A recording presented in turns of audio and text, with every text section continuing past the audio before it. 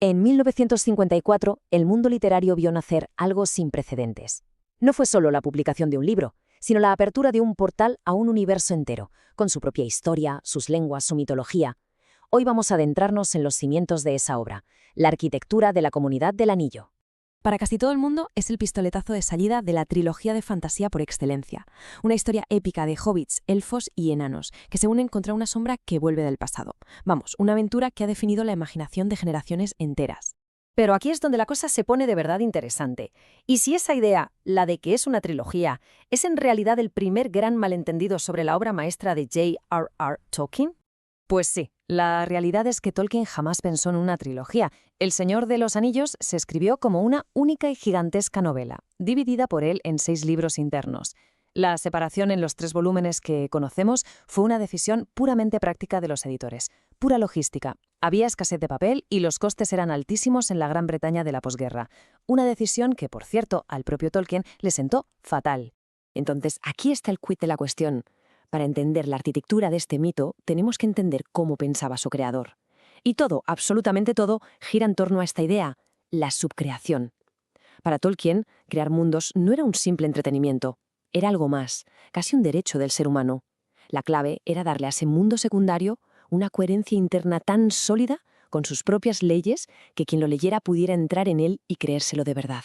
Y ahora viene lo más sorprendente de todo. A ver, ¿por dónde se empieza a construir un mundo con esa coherencia? ¿Por los mapas? ¿Por la historia de sus reyes? ¿Las batallas? Pues no. Tolkien empezó por el lenguaje. Esta frase del propio Tolkien es la llave que lo abre todo. Es una revelación alucinante. Él no inventó idiomas para sus personajes. Creó todo un mundo para darles un hogar a los idiomas que él amaba y que llevaba inventando desde que era un chaval. Como filólogo que era, su Legendarium es, por encima de todo, el resultado de su pasión por las palabras. Y es que cada lengua estaba diseñada para evocar un alma, una cultura. El quenya, el alto élfico, se inspira en la musicalidad del finlandés y en la solemnidad del latín como lengua culta. El sindarin, el idioma del día a día de los elfos, toma su sonido melancólico del galés. Y el kudul de los enanos, una lengua dura, secreta, bebe de las lenguas semíticas. El idioma aquí no es un adorno, es el ADN de cada pueblo. ¿Vale? Si las lenguas son el esqueleto, ¿de dónde sale la carne, el alma de este mundo? Para explicarlo, Tolkien nos regaló una metáfora de una belleza increíble. Lo llamó el mantillo de la mente. La idea es fascinante. Pensad en ello. Todo lo que lees, lo que estudias, lo que vives, sobre todo las experiencias más duras, se va depositando en el subconsciente. Con el tiempo, se descompone, como las hojas en un bosque, y se convierte en el humus, en la tierra fértil de la que brota algo completamente nuevo, algo vivo. Y esto no es solo una teoría bonita, se ve perfectamente en su vida. En 1916, un joven Tolkien luchó en la batalla del Somme. Sobrevivió, pero vio morir a casi todos sus amigos. Esa desolación, el paisaje industrial y arrasado por la guerra, el barro, el horror, todo eso se convirtió en el mantillo del que, muchos años después, nacerían las ciénagas de los muertos y la tierra sombría de Mordor. Con los cimientos del mundo ya puestos, llegamos a la historia.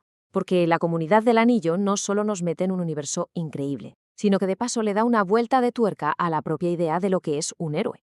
Y así se forma la comunidad, 9 compañeros para hacer frente a los 9 jinetes negros, una simetría numérica potentísima como la de los anillos de poder, 3 para los elfos, 7 para los enanos y 9 para los hombres.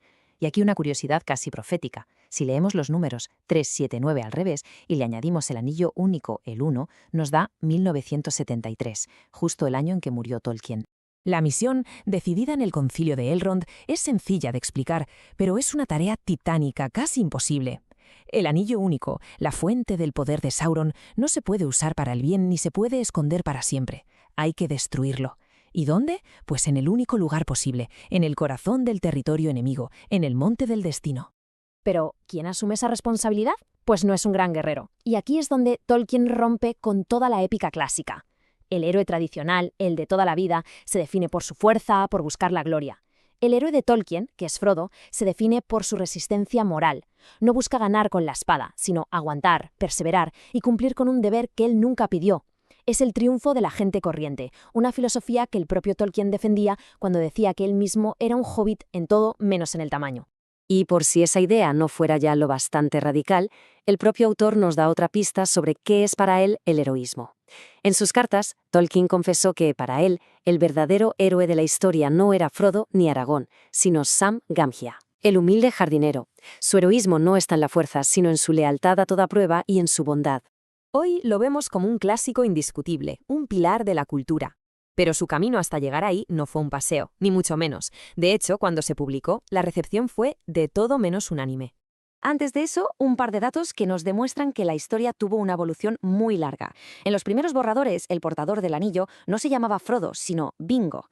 Y el personaje que conocemos como Aragorn era también un hobbit, llamado Trotter, que, atentos, usaba zapatos de madera. Esto nos enseña cómo la historia fue madurando poco a poco en la cabeza de su autor. La recepción inicial fue una auténtica batalla literaria.